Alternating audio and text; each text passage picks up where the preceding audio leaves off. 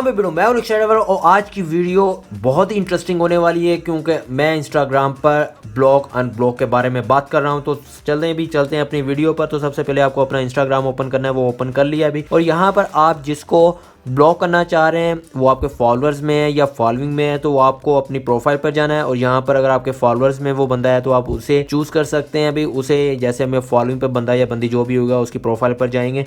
और जो सेकंड वे है कि आपको वो आपके ऐड फ्रेंड में ऐड नहीं है तो फिर आप सर्च करेंगे उसका नेम, यहाँ से सर्च बार में जाएंगे और यहाँ पर मैं उसका नेम सर्च करूंगा, ये वाला जी, ये इसको मैं ब्लॉक करना चाह रहा हूँ, ये मेरी फॉलोइंग में भी है। तो मैं इसके ऊपर क्लिक करूंगा तो ये देखें ये मेरे फॉलो फ्रेंड्स में है।